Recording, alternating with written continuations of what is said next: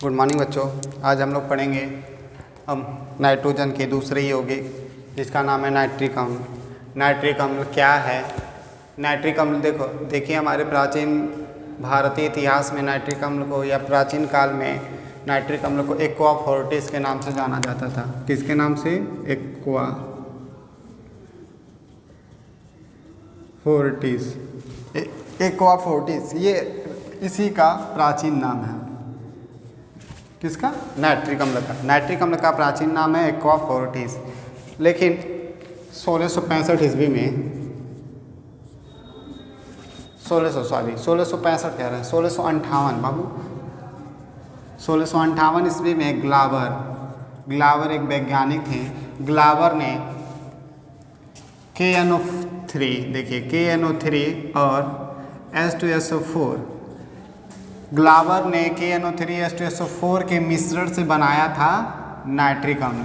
KNO3 और H2SO4 के मिश्रण से नाइट्रिक अम्ल का निर्माण किया था। वो भी कब? 1665 ईस्वी में। वो भी कौन किया था? ग्लावर ने किया था। ठीक है। लेकिन देखिए नाइट्रिक अम्ल के निर्माण की बहुत सारी विधियां हैं, लेकिन इसमें से दो विधि सबसे महत्वपूर्ण और दो विधि सबसे प्रचलित है। औद्योगिक क्रांति के लिए सबसे ज़्यादा महत्वपूर्ण विधि है। तो देखते हैं नाइट्रिक अम्ल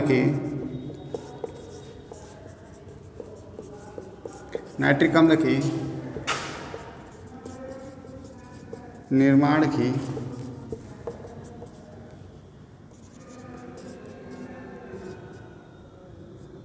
औद्योगिक विधि। नंबर 1 देखिए वर्कलैंड एंड आइड विधि। वर्कलैंड एंड आइड विधि। नंबर 2 ऑस्टवाल्ड विधि। ऑस्टवाल्ड विधि।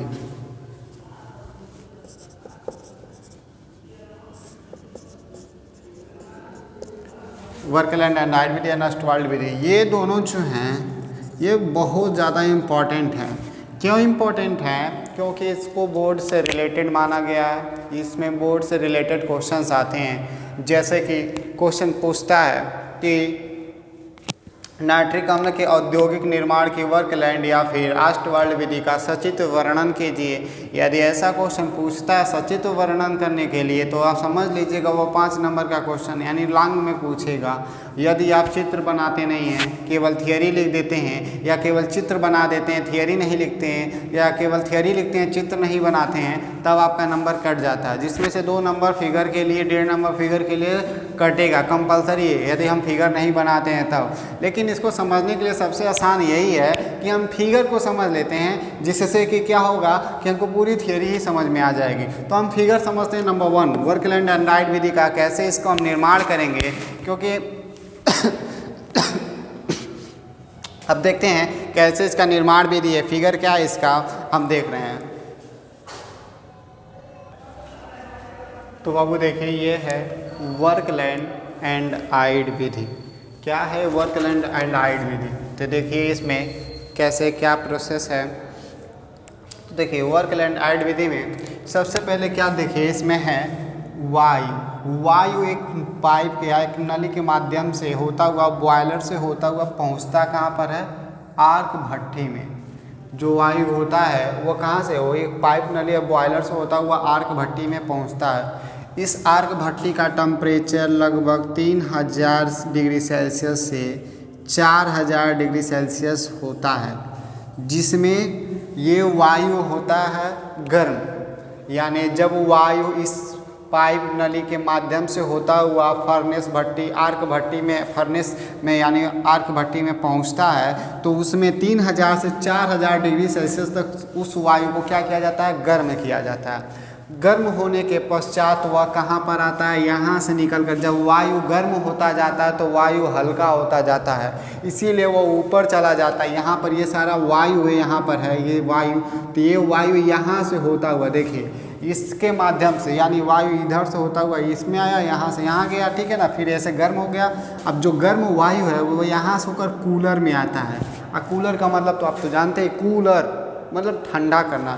तो गर्म वायु जो होता है वो लगभग 150 डिग्री सेल्सियस क्या हो जाता है, कम हो जाता है, माइनस में आ जाता है। लगभग 150 डिग्री सेल्सियस क्या हो जाता है, कम हो जाता है, ठंडा हो जाता है। उसके पश्चात उसे फिर से बॉयलर में डालकर गर्म किया जाता है। तत्पश्चात गर्म होने के बाद यानी बॉयलर से गुजरने के बाद वह ऑक्सीकरण कक्ष में आता है। तो ऑक्सीकरण कक्ष में जो वायु होता है उसका क्या हो जाता है, ऑक्सीकरण हो जाता है। ऑक्सीजन से क्रिया करके वो क्या करता है, बनाता है, यौगिक बनाता है।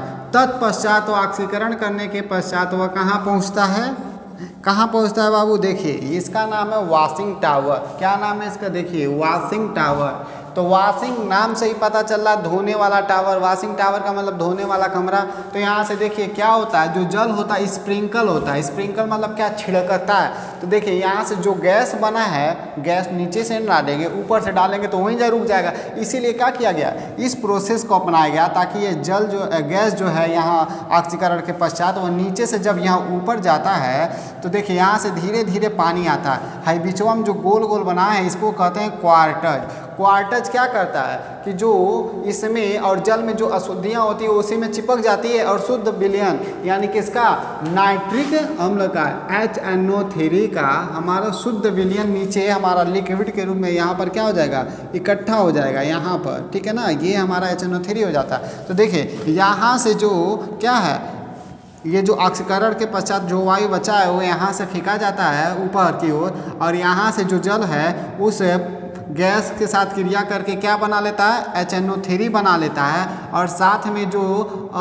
घुलनशील गैस यानी नाइट्रिक ऑक्साइड जो है, नाइट्रस ऑक्साइड या नाइट्रस मोनोऑक्साइड जो है वो क्या हो जाता है, बाहर अपशिष्ट गैसों के रूप में निकल जाता है। ये अपशिष्ट हैं, ये ध्यान रखिएगा, ये अपशिष्ट गैस हैं। नाइट्रो या नॉन जो अपशिष्ट गैस है। तो यही वर्कलैंड एंड आइड विधि है। तो क्या किया गया है, एक बार और हम पुनः देख लेते हैं सनसनी नज़रों से कि जब वायु जो है, वायु को बॉयलर में प्रवेश कराया जाता है, तत्पश्चात बॉयलर के बाद उसे आर्क भट्टी में भेजा जाता है जहाँ का तापमान 3000 से 4000 डिग्री सेल्सियस तक होता है। उस गर्म होने के पश्चात भाई देखिए इंडक्शन कॉइल है ना, यहीं से आग निकलता है 3004, यहीं से टेम्परेचर मिलता है इन दोनों, और ये बीच में है उसका वो फर्नेस।